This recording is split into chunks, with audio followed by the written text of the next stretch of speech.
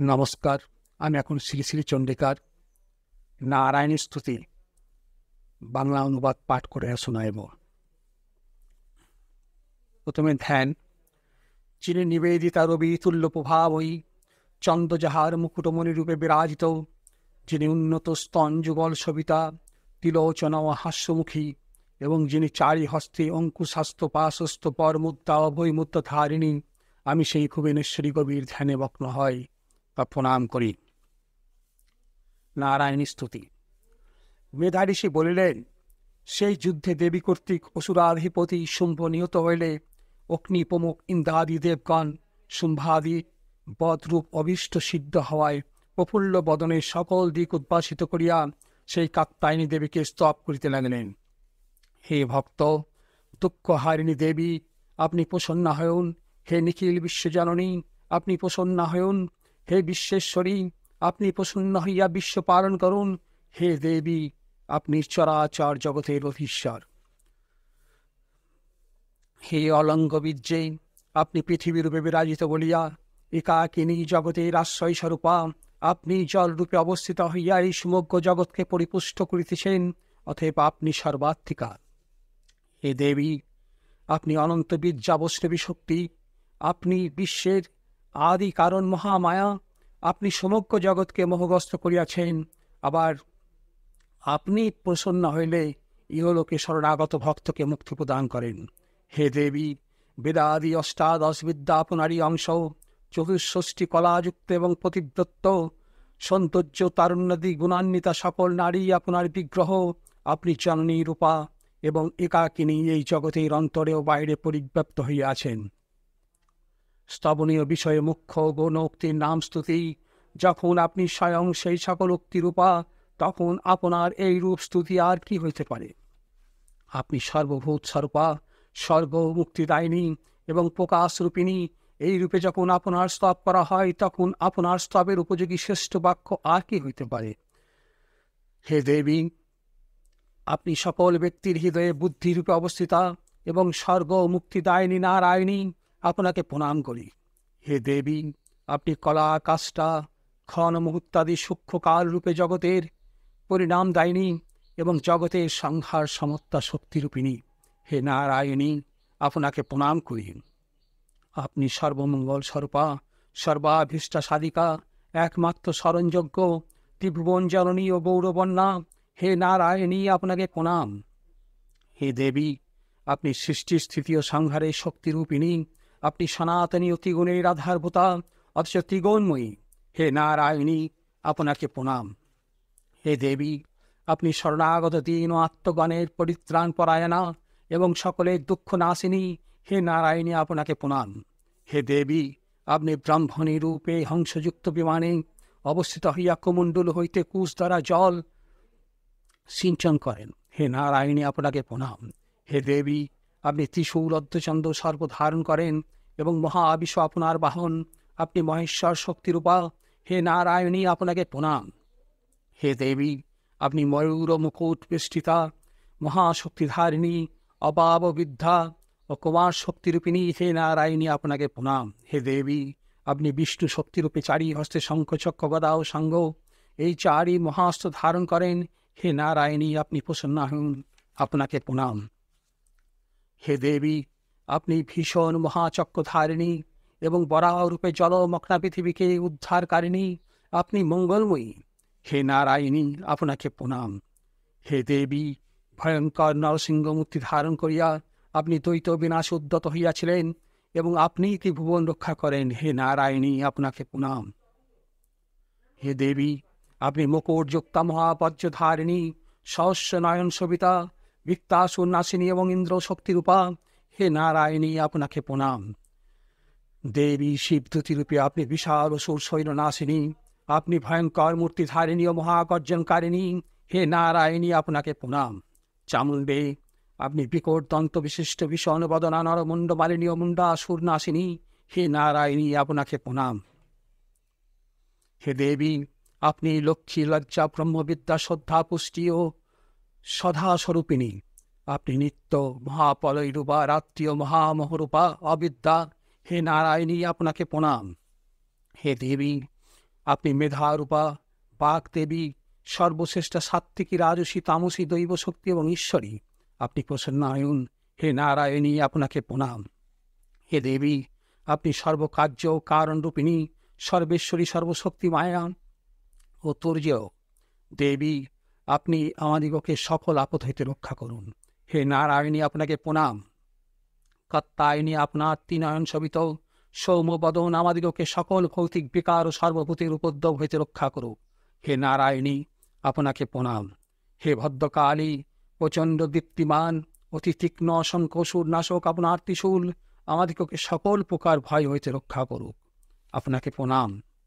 হে দেবী, আপনার যে ঘণ্টাধ্বনি জগৎ পরিপূর্ণ করিয়া দ্বৈত তেজ হরণ করে, তাহা মাতা যেমন পুত্রকে অমঙ্গল হইতে রক্ষা করেন, সেই রূপ আমাদিগকে সকল পাপ হইতে রক্ষা করুক। হে চণ্ডিকে, আপনার হস্তস্থিত তেজময় এবং অসুরের রক্তসিক্ত মেদলিপ্ত খর্গ আমাদের কল্যাণ সাধন করুক। আপনাকে আমার প্রণাম। হে দেবী, আপনি সন্তুষ্ট হইলে সকল প্রকার রোগ বিনাশ করেন, আবার রুষ্টা হইলে অবিষ্ট বস্তু সমূহ নাশ করেন। আপনার আশ্রিত ব্যক্তিদিকে বিকট স্থায়ী হয় না। যাহারা আপনার চরণাশ্রিত, তাহারা অন্যেরও আশ্রয়যোগ্য হন। হে দেবী, সম্প্রতি আপনি ব্রাহ্মী, পবিত্র কালী আদি মূর্তিতে স্বীয় সর্ব বহু প্রকারে প্রকটিত করিয়া ধর্মন্বেষী মহাসুরগণের এই যে বিনাশ সাধন করিলেন, অম্বিকে, তাহা আপনি ভিন্ন অন্য কাহার দ্বারা সম্ভব হইতে পারে না। হে দেবী, সকল ঐজিক বিদ্যায় মনুস্মৃতাদি প্রবৃত্তিপর ধর্মশাস্ত্র সমূহে এবং নিবৃত্তিপর বেদান্ত বাক্য সকলে মানুষকে আপনি ভিন্ন আর কে প্রবর্তিত করেন। হে দেবী, গভীর অজ্ঞানরূপ অন্ধকার ও মমতাপূর্ণ সংসারগত্যে মানুষকে আপনি ব্যতীত আর কে পুনঃ পুনঃ ভ্রমণ করাইতে পারে। যেখানে রাক্ষস, যেখানে তীব্র বিষধর সর্প, যেখানে সত্য ও দস্যু দল এবং যেখানে দাবানল, সেখানেও সমুদ্রবক্ষে সর্বত্র আপনি সদা বিরাজিতা থাকিয়া বিশ্ব পরিপালন করেন। হে জগদেশ্বরী, আপনি বিশ্ব পরিপালন করেন। আপনি বিশ্বরূপা, আপনি বিশ্ব ধারণ করেন। আপনি ব্রহ্মাদির বন্দনীয়া। যারা ভক্তিপূর্ব আপনার শরণাগত হন, তাহারা বিশ্বের আশ্রয়স্থল হন। হে দেবী, আমাদিকে এর প্রতি প্রসন্ন হউন। সম্প্রতি স্মরণ মাত্রই আপনি যেরূপ অসুর নাশ করিয়া আমাদিগকে রক্ষা করলেন, সেইরূপ ভবিষ্যতেও আপনি সর্বদা আমাদিগকে শত্রু ভয় হইতে রক্ষা করিবেন। হে দেবী, আপনি কৃপা করিয়া জগতের সমস্ত পাপ ও অধর্মের পরিণামে উৎপন্ন দুর্ভিক্ষ, মহামারী প্রভৃতি উপদ্রব সকল শীঘ্র নাশ করুন।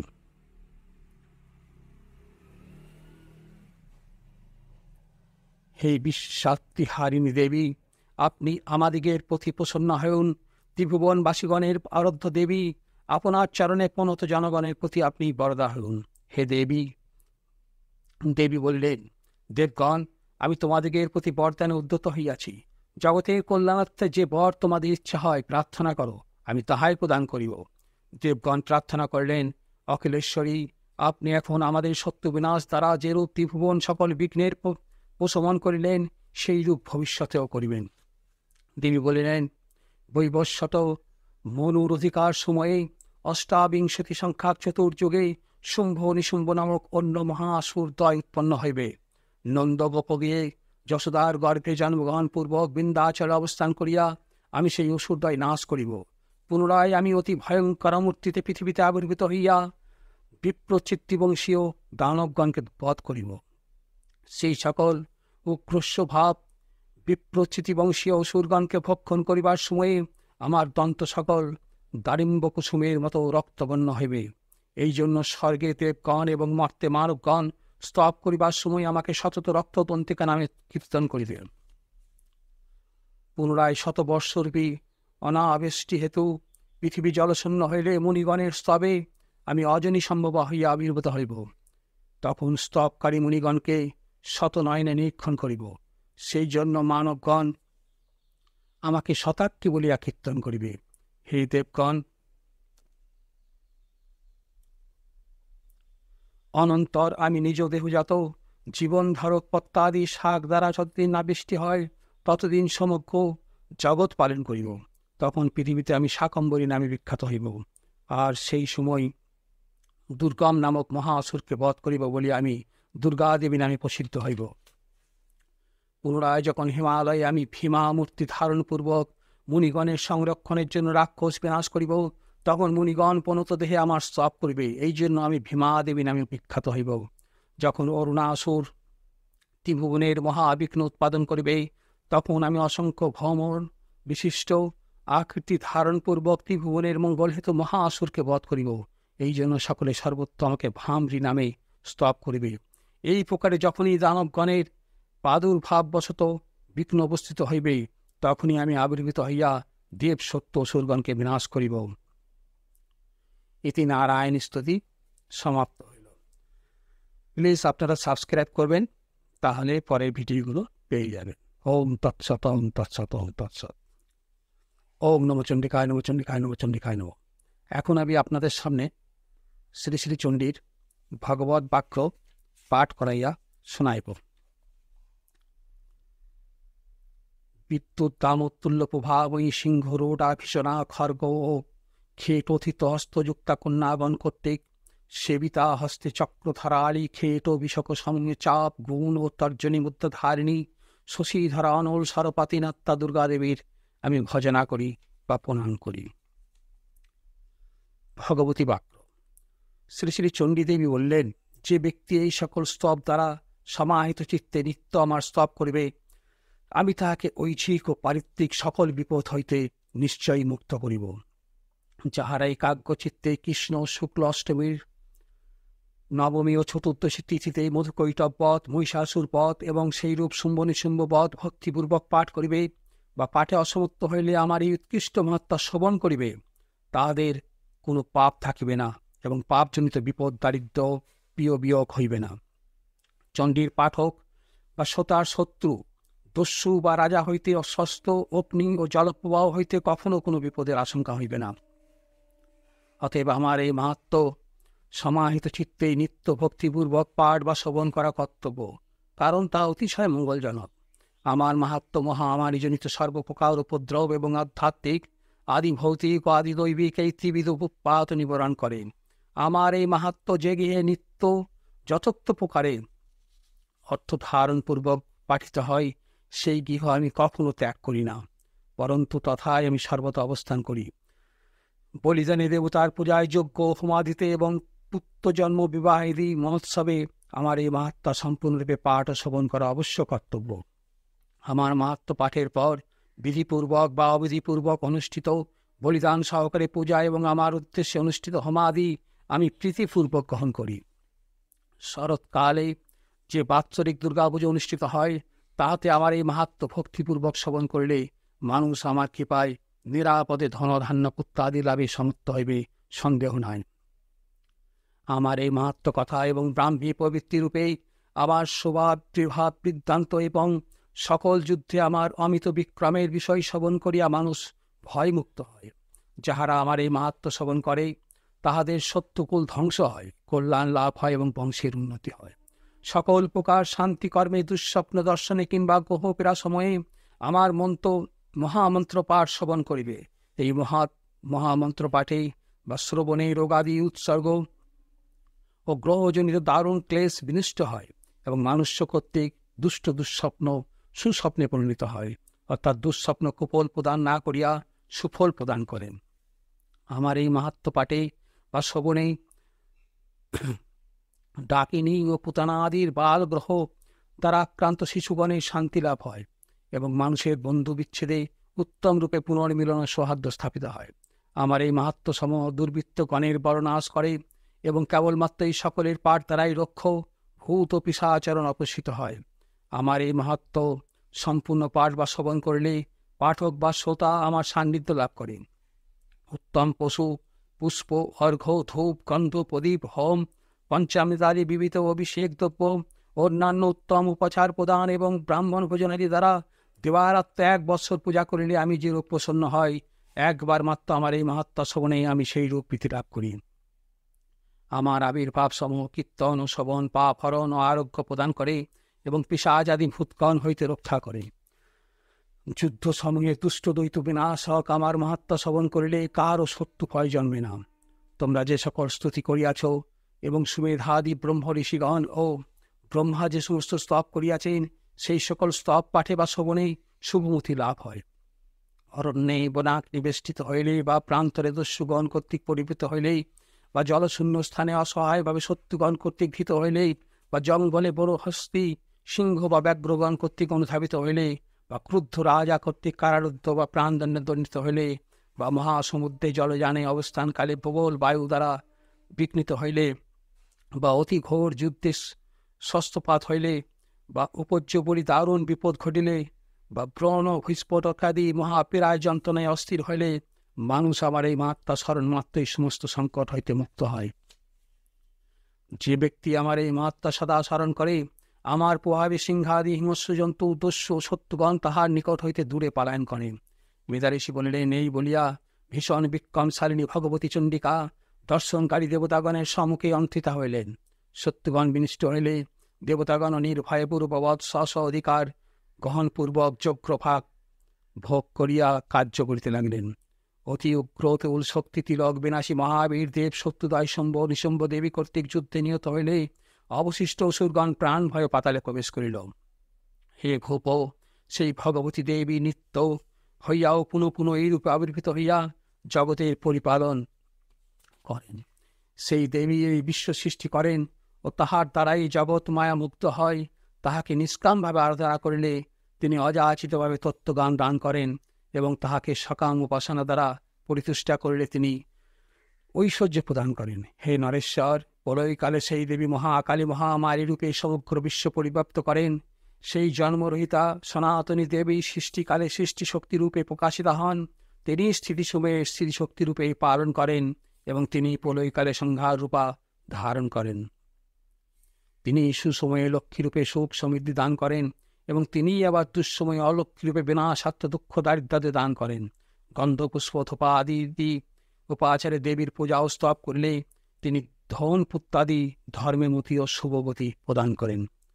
ইতি ভগবত পাঠ্য সমাপ্ত হল। আপনারা দয়া করে সাবস্ক্রাইব করবেন, তাহলে পরে ভিডিওগুলো পেয়ে যাবেন। ওম তৎসৎ, ওম তৎসৎ, ওম তৎসৎ। ওম নমঃ চণ্ডিকায়, নমঃ চণ্ডিকায়, নমঃ চণ্ডিকায় নমঃ। এখন আমি আপনাদের সামনে দেবীর বর প্রদান পাঠ করাইয়া শুনাইব। সদ্য উদিত সূর্যমণ্ডলের তুল্যপ্রভাময়ী চতুর্ভুজালোচনোত্তয়সবিতা চারি হস্তে পাশ অঙ্কুশ নামক আয়ত জীবল এবং বর ও অক্ষয় নামক মুদ্রাদয় ধারিণী মঙ্গলময়ী জগদম্বাকে আমি ধ্যান করি বা প্রণাম করি। দেবীর বর প্রদান। মেধাঋষি বলিলেন, হে সুরত, তোমাকে এই সর্বাত্মশতক দেবী মাহাত্ম বলিলাম। সেই দেবী ঈদেশ প্রভাবিন্বিতা, তিনি নিখিল বিশ্ব ধারণ করেন। সেই ভগবতী বিষ্ণুমায় আবার তত্ত্বজ্ঞান প্রদান করেন।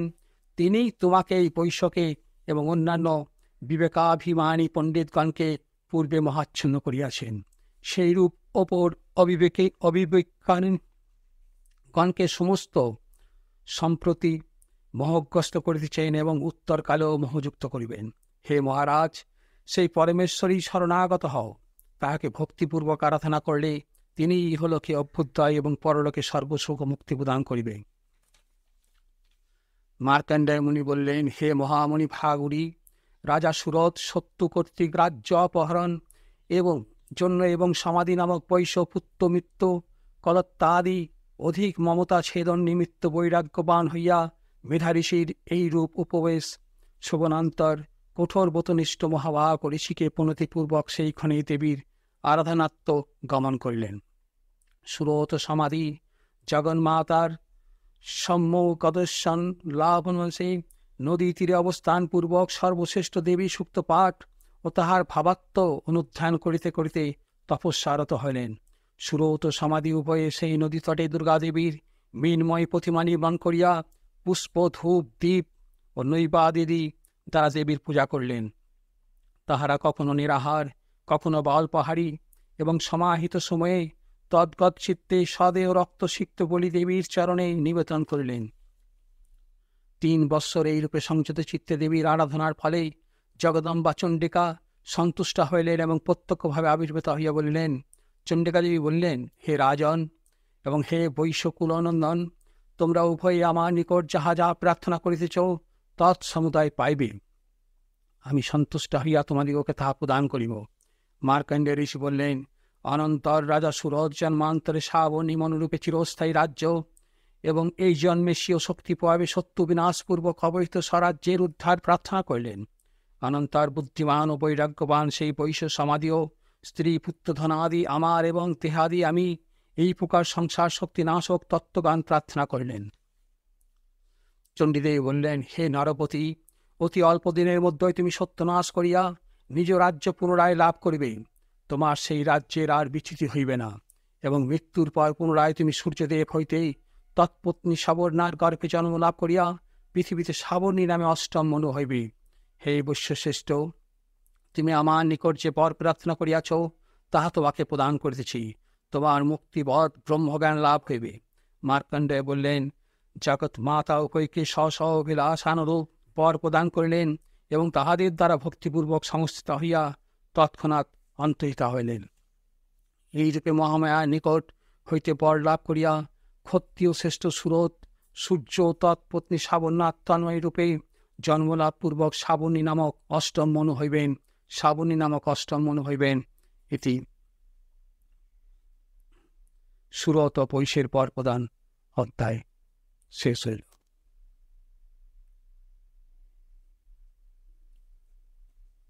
আপনারা চ্যানেলটাকে সাবস্ক্রাইব করে রাখবেন, তাহলে আপনারা পরে ভিডিও পেয়ে যাবেন। ওম নমঃ চণ্ডিকায় নমঃ চণ্ডিকায় নমঃ চণ্ডিকায় নমঃ।